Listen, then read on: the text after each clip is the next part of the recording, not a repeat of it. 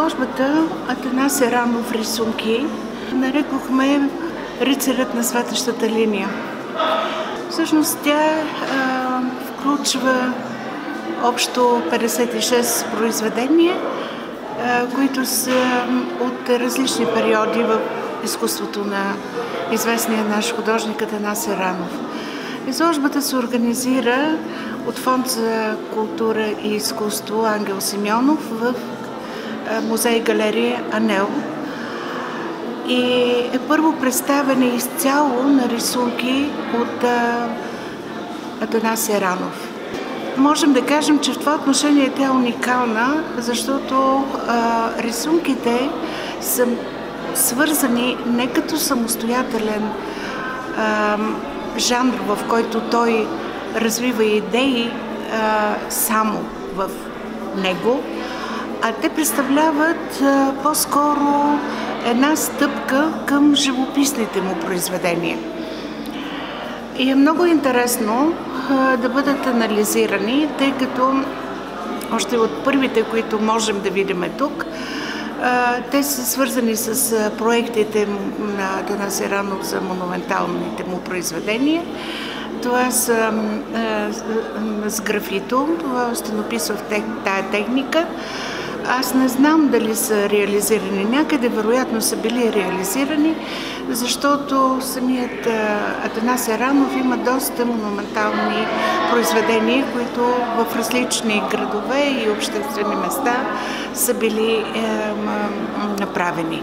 Тъй като е завършил стенопис в академията през 1965 година, всъщност при него комбинацията между монументално-декоративното изкуство и кавалетната живопис е много ползотворна. Едното дава идеи към другото изкуство и това много ясно се личи в неговият стил.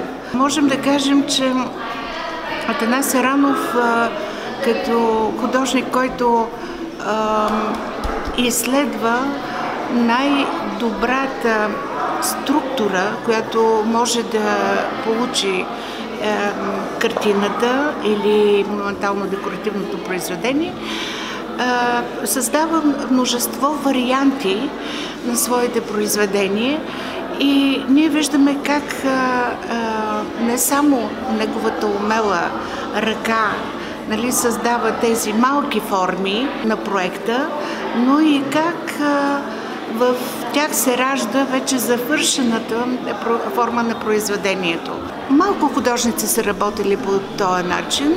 Един от тях е Казаков, който може да се каже, че той и Генко Генков принадлежат към едно поколение, и то на едни от най-талантливите ни живописци в 60-те, 70-те години и след това. Атанас Еранов всъщност има една много широка тематична палитра в своето изкуство. Той много обича интериора, много обича също така натюрморта, но когато създава тематична композиция, тя по някакъв начин действа вече като една от вечните теми в изкуството. И в този смисъл, примерно, ние можем да разпознаем завръщането на блудния син, можем да разпознаем Христос с жертвения агнец, можем да разпознаем Левиатан в борбата между човека и рибата и много други сходни сюжети, които изведени от реалността, от съвремието, имат отпратки към миналото, към митологията, към древната митология. Особено интересни са неговите размисли по отношение на жертвата. Жертвата, това е не само агнеца, жертвения агнец, а всъщност човека, който принася жертва. Човека, който трябва да избира между агресията и разума. И има един негов автопортрет, на който е кръстена и тази изложба. Той представлява един стилизиран образ, който е наполовина пространството е светло, наполовина тъмно. Отделно това, самият образ е обграден от една бяла линия, като аура, като нимб. Очите също. И това е светещата линия, в която сякаш човек контактува с космичната енергия. Вижда се как в едната страна на портрета, в тъмната страна е забит един нож в челото и всъщност това е тази екзистенциална борба между доброто и злото във всеки човек, в съзнанието на всеки човек. Атанас Сиранов не е художник на буквалното, не е художник реалист. Той е художник, който дава много ясни символни отпратки към същността на психиката на човека, към неговото лично пространство, вътрешно пространство. И в този смисъл ние можем да видим в автопортретите и в портретите, които представя в тази изложба, как образа всъщност се променя от самия рисунък. От самия рисунък. Ние виждаме едно гневно лице, виждаме едно класическо лице, което като антично стои, нали, пред нас. Виждаме един образ, който можем да причислим към едно графично изображение, много изчистено във формата си, много изчистено в знаковото си въздействие. За мен той е художник на разума, интроверт, един човек, който безкрайно много се отдал на изкуството, един човек, който в своето пространство, което винаги има някаква преграда зад него, успява да излезе напред, успява да изплува в нашето пространство. И това е изкуството, това е силата на изкуството. Има две рисунки, които са в другата зала, които всъщност е един проект разделен на в две отделни рамки. Да, видях я. Да. Диптих. Диптих, да. Те трябва да са една до друга. Да. И те са точно на този принцип. Всъщност това не е това монохромно с графито, което тук е в тези проекти. То е вече в цвят. И там се виждат качествата на неговия зрял период в живописта му. Да, пластове има. Да, пластове, да. И другото, което е, винаги има един ясен ритъм в неговите композиции. Значи той натоварва с различна емоция частите в една композиция. И винаги това е добро, зло, бяло, черно, светло, тъмно, сила, немощ или живот, смърт. Нали? Има го този драматизъм, който е много силно проявен и затова работите му излучват, те се четат отдалеко, по дистанция. Те въздействат с тази енергия. Това е сатир. Да. Всъщност той в тази изложба има и още една работа, която е с кукери, но те присъстват и в изкуството му. Той има такива теми, които са свързани с кукерите, с тези игри, които са върху жарава, нали, нестинарите. Червен нож. И когато За ораването, плодородието, както тук има плодородие. Да. И това е вече езическото наследство, което му е много близко, защото то е свързано с природата. Нещо, което явно, че той като усещане, като обич е приел от баща си. Да. И по този начин го принася в изкуството, дава му живот. Графито неща, че са статични, но като се загледа човек, усеща някаква енергия. Да. И митологията, и плодородието, и всичко това е подплатено. Да, така се раздвижи. Ето тук в тези рисунки, примерно, той има една линия, която се движи. Тя изглежда неконтролируема, както с натюрморт, с гарва. И там първата, която е. В първия момент нищо шокираш, не виждаш. А вътре, в камерата почнах да виждам образите. Да. Тогава, какво нещо? Енигма. Енигма, някакви circular, такива кръгли. По този начин вече контролира емоцията. Да. Много интересна. Много са му интересни рисунки. Много са интересни, да. Богата работа. Докато... И аз се шашнах. Първи момент бях, като драсканица. Да. А след това, като се загледа човек, вижда нимфа, вижда сатир, вижда рибите. Рибите, там летящите риби, митология. Много интересно. Много... За мен е велик творец. Да, за мен също.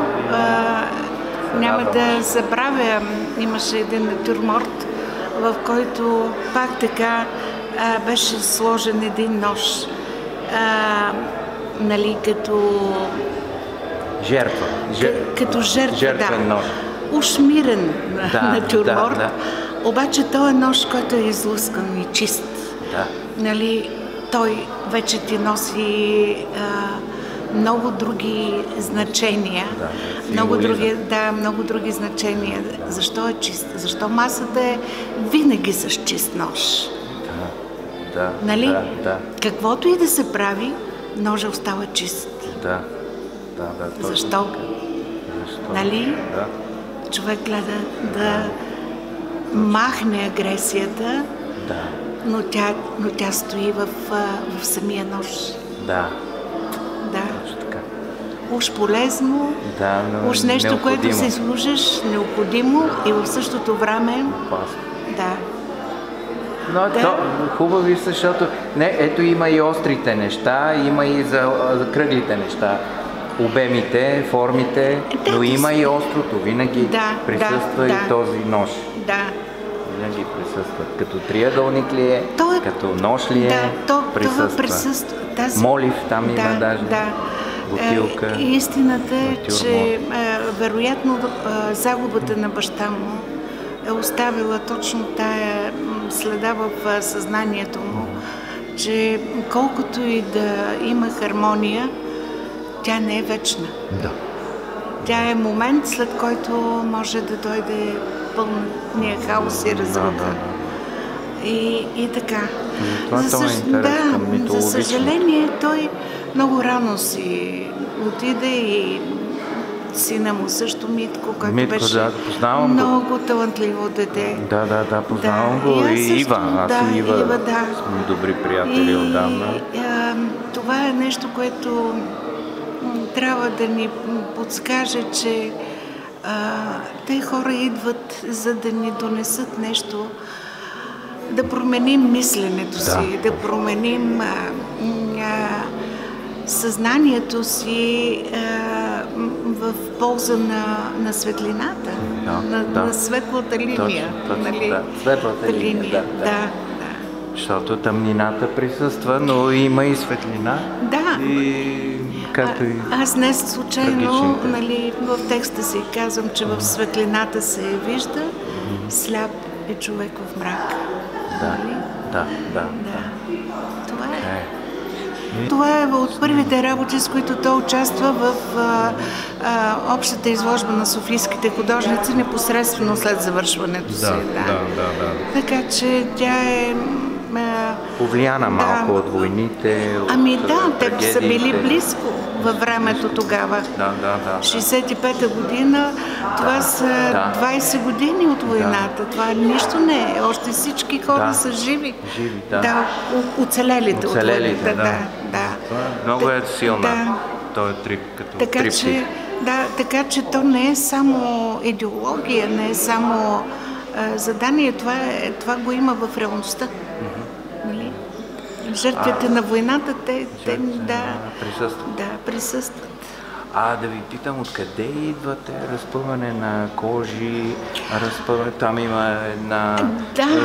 Това е пак 3 животни, които са... Не, всъщност това е един човек. Това е едно агне, което е жертвеното агне, обаче то е жертвено за словото. Защото тази кожа, която човека с ножа изчиства, тя е за пергамент, за да бъде написано. И следващата рисунка, сега тук не я виждам, е тая, която има 2 групи хора, един човек, който лети и към книгата, към словото. Тоест, те вероятно са свързани тематично точно с средновековието ни. Той всъщност в Париж, тъй като и дядо му, и баща му, те са полиглоти, баща му завършва във Франция, преподава там, той самия явно... френско. Така че за него това пребиваване в Париж е било досег с култура, която му е била позната по разказите в семейството. Плюс художниците, Монмартър. Няма монументалисти. Не може да не се среща. Те тогава е имало доста от тези художници живи, да не говорим, че и Пикасо е жив тогава, той отива 75-та година, мисля, че беше. Най-вероятно се е срещал с тях. Се е срещал с тях, защото те или иначе на Монмартър общуването е било винаги много активно и много ползотворно. Те са си обменяли идеи, въобще разговори, работи на самите са си подарявали, изложби непрекъснато, са посещавали, така че той попада в един свят, който мечтан за всеки артист.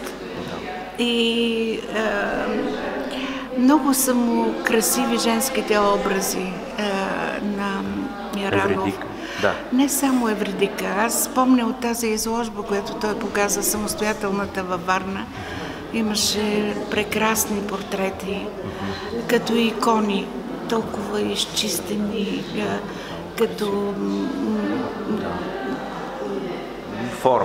форма, като класически, като красота, много хубави, Нежно и сила, нежност и сила присъстват едно време. Той беше много такъв сърдечен и в същото време самият той е един едър човек, много доброта излъчваше. За мен беше много вълнуващо, защото ние сме астрални близнаци с него. Няколко часа ни делят, разбира се, години много, но няколко часа ни делят в раждането ни. И много лесно общувахме, може би по този повод, не знам. Беше много кратко, разбира